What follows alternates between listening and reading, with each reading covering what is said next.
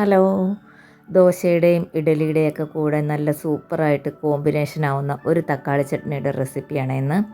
ഞാനിത് ആദ്യം കഴിക്കുന്നത് ഹോസ്റ്റലിൽ നിന്ന ടൈമിലാണേ. അപ്പോൾ അവിടെ ഒരു തമിഴ്നാട്ടിൽ നിന്നുള്ള ഒരു ചേച്ചിയായിരുന്നു അവിടെ കുക്കിങ്ങിനുള്ളത്. അവർ ഉണ്ടാക്കിയാണ് ഞാനിത് ആദ്യമായിട്ട് ടേസ്റ്റ് ചെയ്യുന്നത്. എനിക്ക് ഭയങ്കരമായിട്ട് ഇഷ്ടമായേ. പിന്നെ ഇപ്പോൾ കുറച്ച് നാൾ മുമ്പാണ് ഞാനിതൊന്ന് ട്രൈ ചെയ്ത് നോക്കിയത്.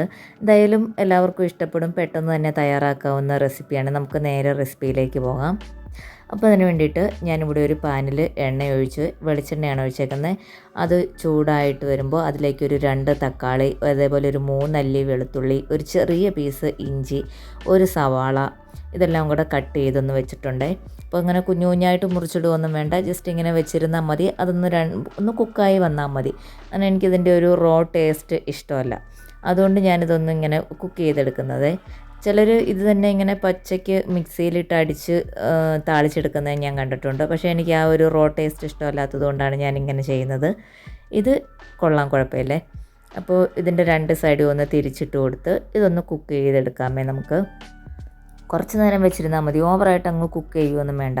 അപ്പോൾ നമ്മൾ കുറച്ച് നേരം ഇങ്ങനെ ഇത് ഒന്ന് മറിച്ചിടുന്ന സമയത്ത് ഈ സവാളയുടെ ഓരോ ലീഫായിട്ട് ഇങ്ങനെ ഇളകി വരും. അത് ഓരോ ലീഫ് കുക്കാവുമ്പോൾ അതിങ്ങനെ ഇളകി വരുവേ. അപ്പോൾ എന്തായാലും നമ്മൾ ഇത് നന്നായിട്ട് കുക്ക് ചെയ്തെടുത്തിട്ടുണ്ട്. കണ്ടോ, ഒന്ന് വാടി വന്നാൽ മതി, അതിൻ്റെ ആ ഒരു റോ ടേസ്റ്റൊക്കെ പോകണം. ഇനി അതിലേക്ക് ഒരല്പം മഞ്ഞൾപ്പൊടി, പിന്നെ നമ്മുടെ എരിവിന് ആവശ്യമായിട്ടുള്ള മുളക് പൊടി ചേർത്ത് കൊടുക്കാം. അതും കൂടെ ചേർത്ത് ആ മുളക് പൊടിയുടെ ഒരു റോ ടേസ്റ്റും കൂടി ഒന്ന് പോകുന്നവരെ അത് ആ ചട്ടിയിൽ അങ്ങനെ ഇരിക്കട്ടെ. നമുക്കിപ്പോൾ വേണമെങ്കിൽ തീ ഓഫ് ചെയ്യാം.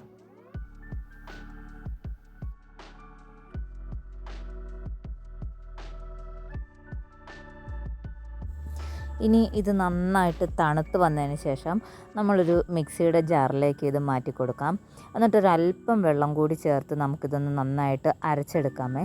വെള്ളം ചേർക്കണമെന്ന് നിർബന്ധമൊന്നുമില്ല, നിങ്ങൾക്ക് നല്ല കട്ടിയായിട്ടാണ് ഇത് വേണ്ടതെങ്കിൽ വെള്ളമൊന്നും ചേർക്കേണ്ട ആവശ്യമില്ല.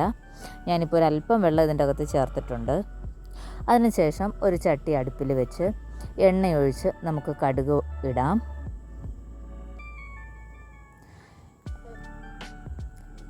കടുക് പൊട്ടി വരുമ്പോൾ കറിവേപ്പിലയും ഉണക്കമുളകും ഒക്കെ നമുക്ക് ചേർത്ത് കൊടുക്കാം.